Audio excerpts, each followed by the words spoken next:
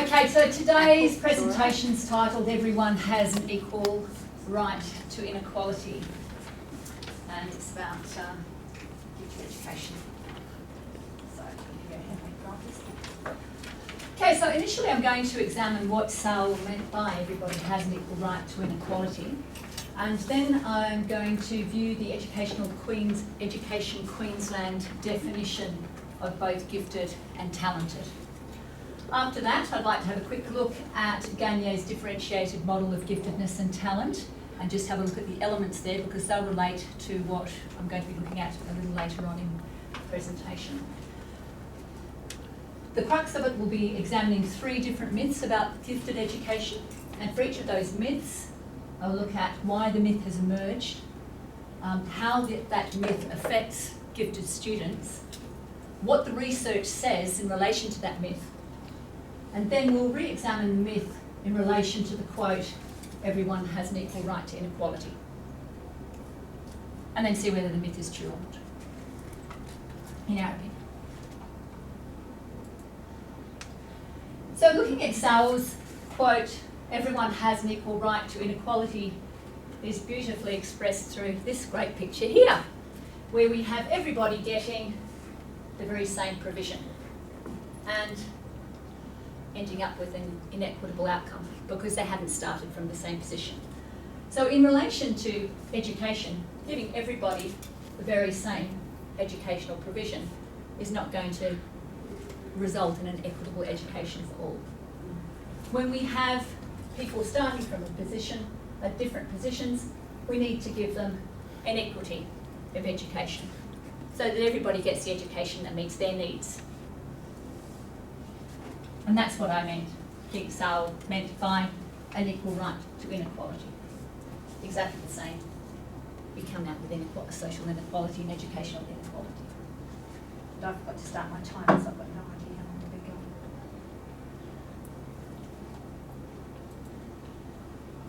When we look at Education Queensland's gift policy on provisions for the gifted and talented, just want to point out that when they're talking about gifted, they're talking about a student's potential.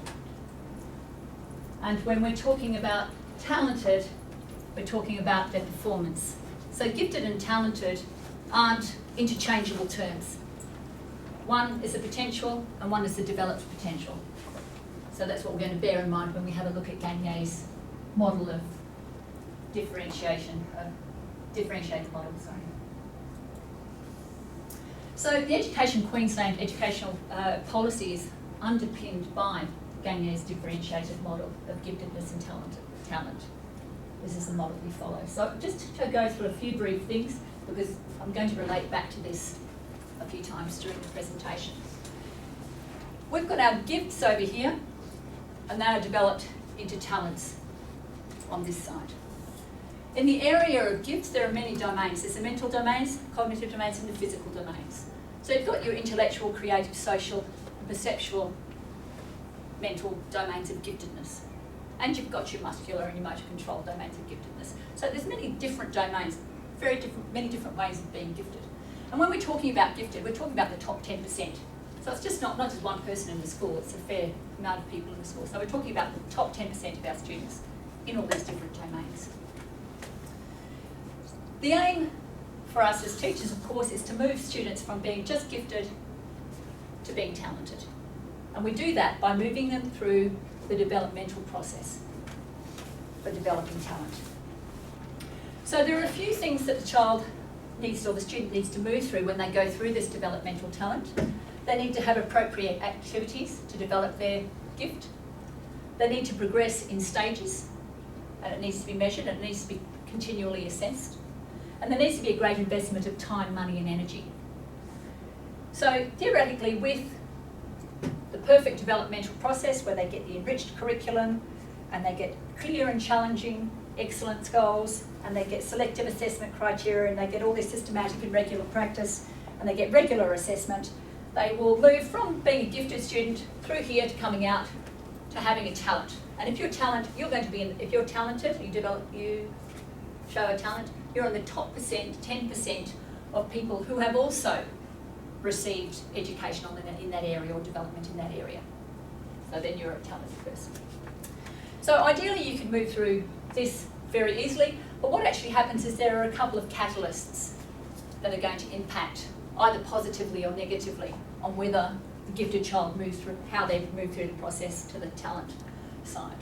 There's the environmental catalysts of where they live, their culture, their social status, their family environment. There are the individuals that they come in contact with, their parents, whether they're supportive or not, the teachers, their peers, or mentors. There's whether they get the appropriate enrichment curriculum to meet their need or not. What administrations are in place for them, whether they get accelerated or they don't. And all this environmental catalyst also goes through the interpersonal filter of their physicality, whether they've got handicaps or health issues, their mental temperament, their awareness of their strength and their weakness, and their awareness of others, their motivation to succeed, and their autonomy, their volition, their effort, their grunt, whether they can actually persevere and achieve a talent, achieve their talent. So that all moves through that filter. That's all backdropped by chance, whether they're born into, whether they're picked up at all, what balls life throws them. So let's have a look at our first myth. The first one is that gifted students are a homogenous group. So why does this myth exist? Well, very early studies by Lewis Terman out in 1921 looked, and it was had a wonderful name. It was called The Genetic Study of Genius. He looked at a group of students that were from a particular, from select schools, and they were all teacher selected.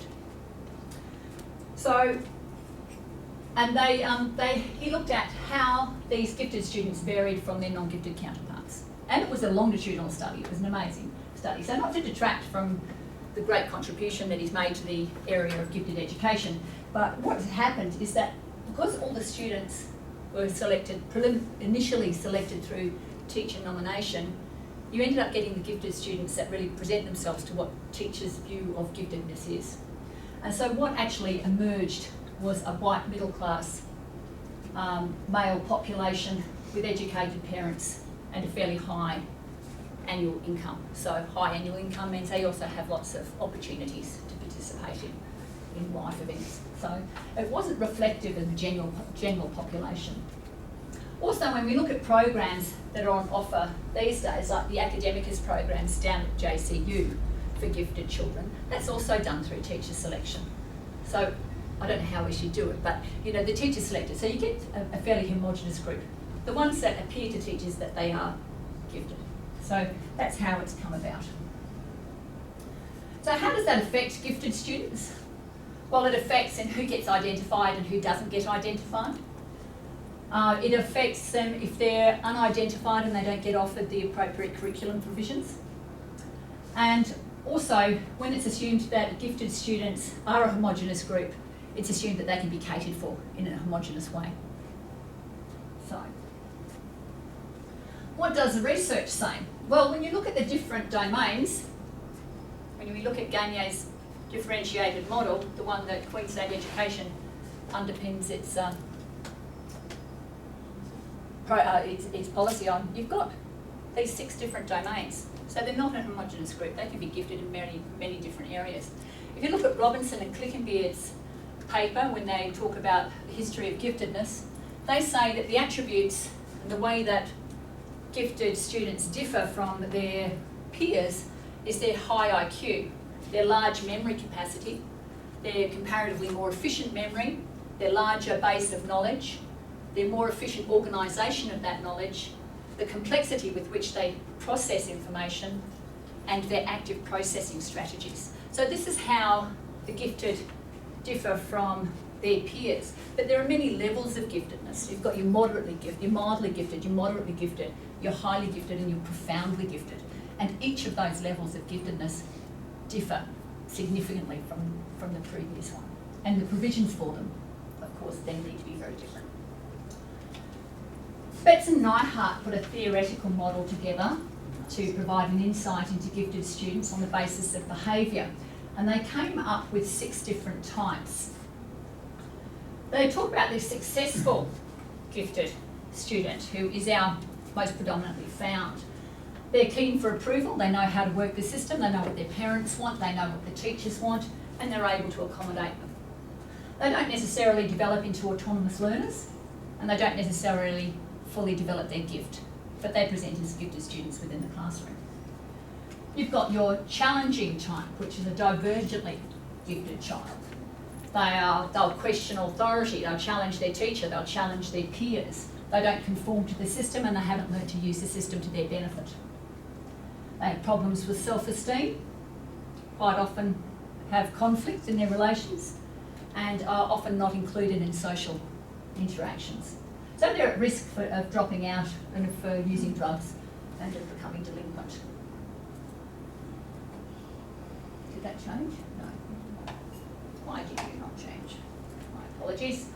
We've got the underground achiever. Sometimes happens in boys in high school, but most often in girls in middle primary school, where they suddenly find that they've got to make a choice. Do they continually to be high academic achievers and risk friendship groups, or do they stop being so academically excelled and engage in social interaction with their peers? Gross explains that this forced choice dilemma is them having to make a choice. Do they want to develop academically, or do they want to have social interactions? And quite often these young girls will choose the social interactions. There's the dropouts.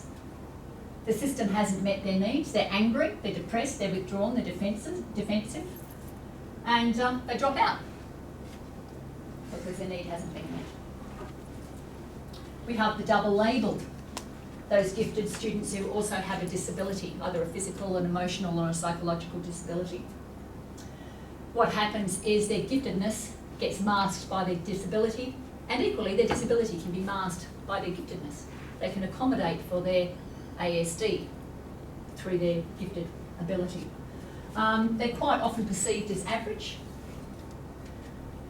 And Rees, Baum and Burke explained that they're twice exceptional. They have extraordinary talents and abilities, and they have challenges that coexist with those. It's comorbidity of disability and talent. And they sort of mask each other out. Interestingly, these twice exceptional students, if they've got ASD or ADHD and they're gifted, they can be between at least 3 to 5 years behind their peers in their high order cognitive development skills. So that's what those messy trays and not being able to find your handwriting book for half a year is all about. Okay, so the autonomous learner, very popular, works the system beautifully, uses the system to their advantage, is successful, well received, well liked, self-empowered, self-propelled, but they still have needs as well. They need to be advocated for so they can work the system to their advantage.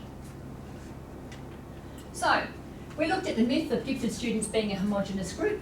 You saw that there are different domains of giftedness, there are different levels of giftedness, there are different student profiles, and later on we'll have a little bit more of a look at the different profiles and needs of those different profiles. So they're not homogenous. That myth's busted.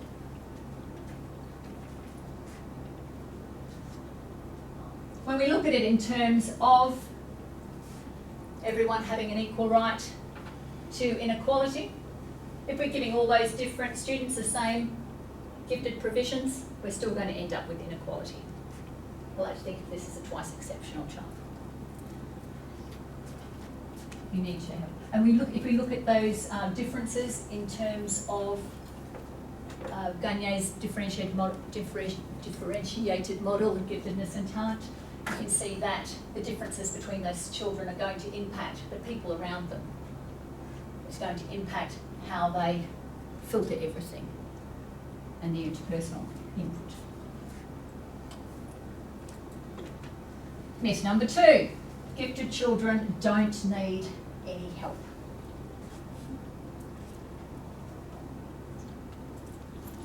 So how has it emerged?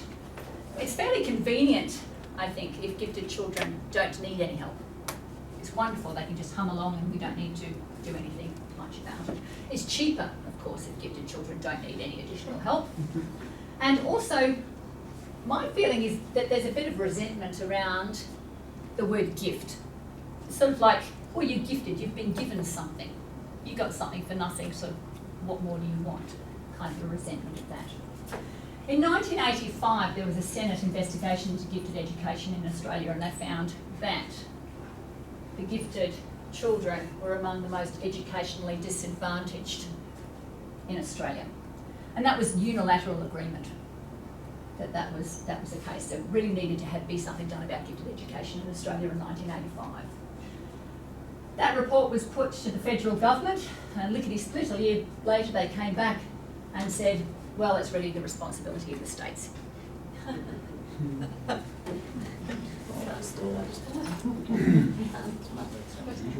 So how does that affect gifted students? When you allege that gifted students don't need any help and you fail to provide the appropriate differentiated curriculum for them, you lose the potential of them developing their gift into a talent. So you lose that pool of potential. Gross explains that gifted children will not develop to assist their country if they themselves are not assisted to develop. It affects gifted children in this environmental catalytic area of provisions. If you're not providing the appropriate educational provision, you're not giving the ideal input to move along the developmental progression. So, if we have a look at the myth, when we say they don't need any help, again I return to Betts and Neihart's example of the different children, different personality types, and their needs. This time have a look at their needs. That successful child that's learned to work the system needs to understand their deficiency and needs help to become an autonomous learner, and needs help to relieve boredom and appropriately challenging curriculum. The challenging learner needs to be connected, needs a bit more self-control, needs to learn how to use tact, and needs some sort of contractual arrangement for them to re-engage in their learning. The underground learner needs the support of other gifted peers, freedom of choice and awareness of what's going on for them so that they can address that themselves. The dropouts need intense support, counselling and help. The twice exceptional, or the double label, the 2E students, they need help and they need to develop skills to cope, and they need to have their strengths emphasised. And the autonomous learner, I think they're all good, they still need suitable opportunities and they need advocacy so that they can receive those suitable opportunities for them to truly develop their talent. Rees and McCoach discussed the occurrence of gifted underachievement and explained that reversing gifted underachievement is really difficult. So, in light of all that, they do need our help. Myth number 2, as busted 2. And if we look at this, again, all the different types of gifted learners, again, need different provisions. They need different help to fully develop their gifts into talents. And that's just for fun.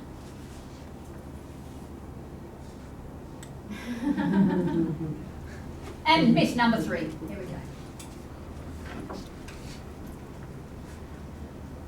Myth number 3 says gifted education is elitist. So, how has that come about? Well, when you look at the top 10% being gifted, it is elitist. It's a top 10%. But when we say gifted education is elitist, we don't mean that in a positive context. We don't mean it like an elite athlete or an elite artist. It's a fairly derogatory kind of term. Its connotation is not positive. When we look at term and study, again, we see that because of where he drew his sample from and his method of selection, we did turn up a fairly homogenous group and a fairly elitist group, or somewhat privileged group.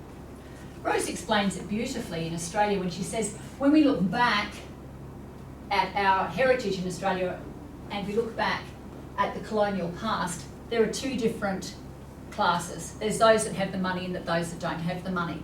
And those that don't have the money have to work really hard for those that do have the money, making their wealth greater.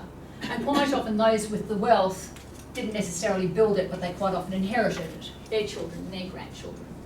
So we have a very egalitarian sentiment in Australia. This, coupled with the assumption that intellectual giftedness always translates into financial success, underpins the elitist resentment towards gifted education in Australia. So how does that affect gifted students? Well, it impacts on whether they get the appropriate curriculum provisions. It underpins the forced choice dilemma of those young girls who have to choose between either having friends or developing their talent. It undermines student confidence in demonstrating their strength, that their intellect is not valued. It undermines them. And it creates confusion on what actually constitutes equal opportunity if it's elitist. So, when you look at the traits that occur more frequently in gifted students, their accelerated pace of information processing, their ability to retrieve large capacities and have drawn large bodies of information, their rapid integration of prior knowledge, how they recognise unusual relationships between different things, how they can grasp and integrate complex ideas, and their extended vocabulary. For the gifted students, curriculum differentiation is a need. The Salamanca Statement and Framework for Action on Special Needs Education, it says that every child has a fundamental right to education and must be given the opportunity to achieve and maintain an acceptable level of learning. If every student has the right to learn something new every day, the right to access an acceptable level of learning, then we need to acknowledge that an education appropriate to the special needs of gifted students is not a privileged elitism, but it's an educational need of those students. We need to differentiate education for them so that they can achieve equity, so that they can meet their own potential. So myth number 3 has busted too. And there's the reference list. Thank you very much.